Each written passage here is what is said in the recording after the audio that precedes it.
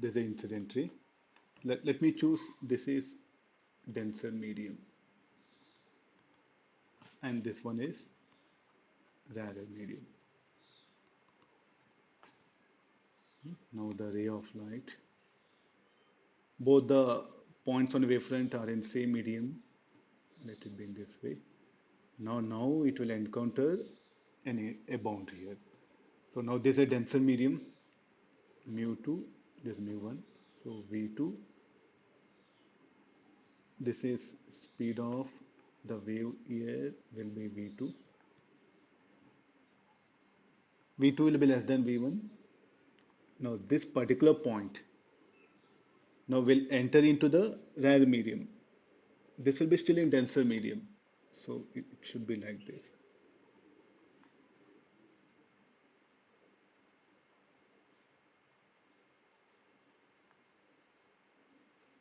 It will move forward.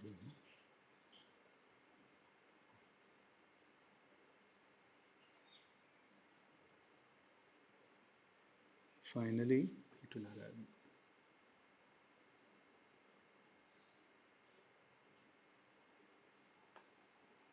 Draw a line perpendicular to it.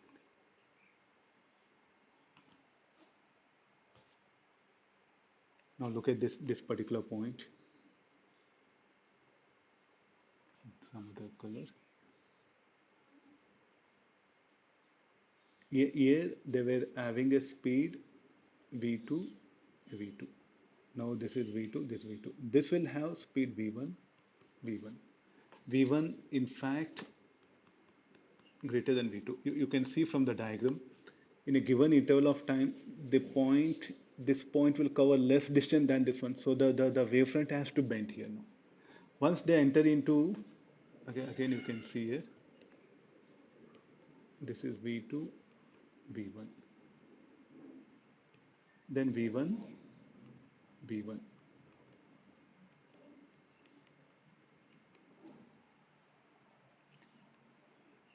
So when a ray of light moves from denser to rare medium, it should bend away from normal. The reason for that, this particular point A, this is a point B. The B will now traverse in the rare medium. So in a given interval of time, it has to cover more length, more distance than the A. So you can see this distance and this distance will be more than this. So therefore the wavefront has to bend. Okay, the bending of ray of light. Why it has to be? So in terms of wavefront, what we can put here. So here the light will propagate with a speed v1. Here it was speed v2.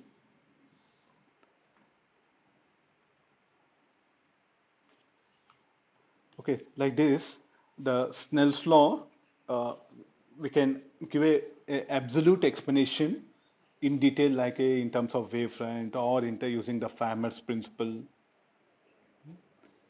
We can express the quantities here. Okay, after this, we will have some small look over the animation. Now you can basically look at it. So there's a point source which will generate the waves here. The point source which will generate the waves. Now the particular wave has to move from this particular point, so it has to reach this one. So why can't it go in a straight line like this here? So then it will traverse a path in which it can take the least time. The time of traverse to be least. So therefore the light, what happen, will propagate here. Here it will bend. You can see the wavefront bending here. The wavefront itself, because there's a medium one.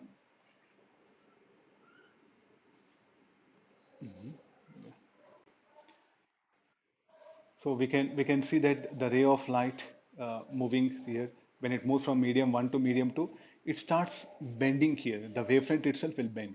As the ray moves from rare to denser medium, so the wavefront is going to bend here. So this for point source spherical wavefront, what will happen, the spherical wavefront, when it strikes the boundary, is what we have this particular animation. Okay, there I just took the plane wavefront. Here for spherical wavefront is what is being shown here. So you can see this particular thing. So the ray of light moving here. After refraction, it will bend. It will bend towards normal. So this shows that the ray is moving from rare to the denser medium. Okay, this one, yeah. Okay, now we'll take the next situation. If the this particular thing, if it encounters the multiple boundaries, how do the Snell's law will be still applicable in these situations? That we'll try to analyze here. So let's have the, I think that one. So a ray of light here. Let the refractive index be mu1, refractive index of this be mu2, mu3, this is mu4, let this be mu5. This is the normal. Now this will become the normal. Now the ray of light is incident. So after refraction, it will bend like this. This is theta 2, theta 1. Now this will become the normal for the 2 and 3 interface. So this will become theta 2. Now let the ray of light is moving from, say, denser to rarer. It will undergo refraction. It will bend away from normal, theta 3, theta 3. Now the ray of light is moving from one medium to another medium. So let it be again the moving from rare to denser. So it will bend, and let this angle be theta 4, theta 4. This is theta 5. So if a ray of light encounters a multiple interfaces,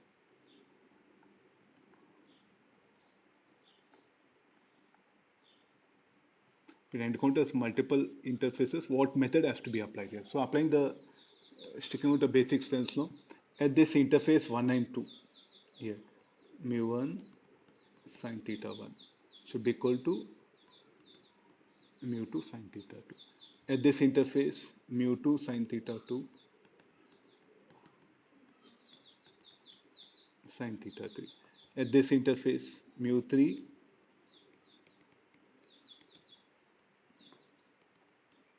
sine theta 4.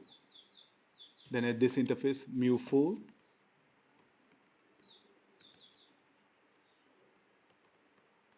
sine theta 5. Multiple boundaries are there, so we can take care of this basic condition.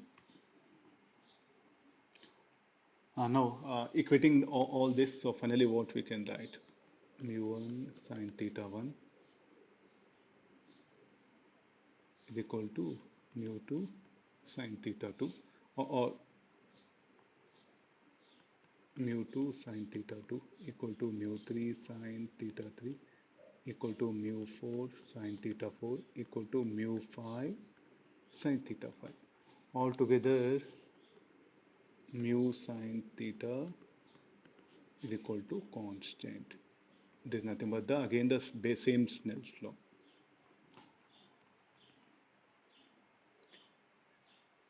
If mu1 is equal to mu5, special condition, if mu1 equal to mu5, then theta 1 equal to theta 5. I'll separately bring that one. So what about this? This will be the ray. It has to traverse path like this. Look at the arrows. I'm showing it. Now finally, sir, how these two rays are need not be parallel. There's the incident ray. There's the incident ray refracted. Again, this will become incident ray for boundary 2 and 3 for interface 2 and 3. Now this will become incident, this will be refracted. Now this will become incident, this will be refracted. So like this, the ray will undergo multiple refractions and finally will emerge into the medium phi. How theta phi, theta 1 are related? So we can directly write Snell's law between these 2 points. Yeah, mu1 sin theta 1 equal to mu5 sin. Altogether, mu sin theta equal to constant. Let's bring a special case where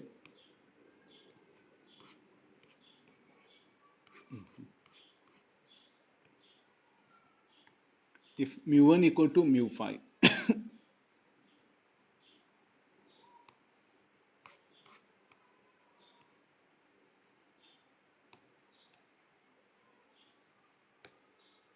if mu1 equal to mu5, very specifically, I'll put it here.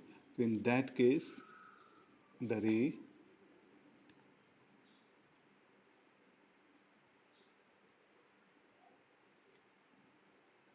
will emerge parallel. So if you look at this particular thing, this section ray, you bring it here, it will become parallel to that. The emergent ray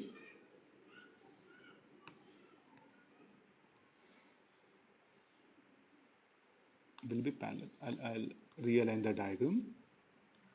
This condition is very, very, very, very important for us.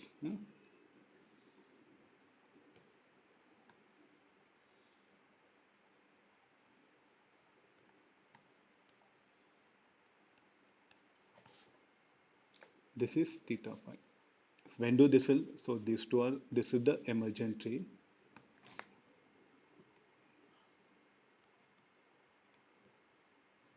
This is the incident ray. Yeah.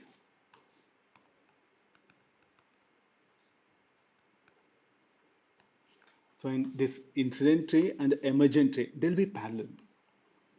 When that will happen? When mu1 equal to mu phi, theta 1 equal to theta phi. No deviation, there won't be any deviation. This is something very, very important here. Even it will undergo multiple refractions, the emergent ray will become parallel to the incident ray. Okay, so this is one primary condition is what we are going to put it here. So like a n number of slabs are there, we can keep on right. That's what I have shown earlier. Mu1 sin theta 1 equal mu2 sin theta 2. Here mu2 sin theta equal mu3 sin theta 3. Here this, what is this angle of refraction? That will become angle of incidence. So mu3 sin theta 3 equal to mu4 sin theta 4. So mu4 sin theta 4 equal to mu5 sin theta 5. Or mu sin theta equal to constant. That's what the basic Snell's law what it is telling. All these angles are measured with respect to what? With respect to the normal. How to identify normal? If this is the interface, then this will be the normal. Again, this is the boundary or interface. So draw a perpendicular to the boundary. That will become normal. And the angle of incidence, angle of refraction, we should measure with respect to the normal, not with respect to the boundary. So there's a overall the basic idea of the Snell's law is what I just brought here. Okay, no. So I'll let me end up the class. Okay, there's about only theoretical one. In the coming class, we'll see that how this application of this will come.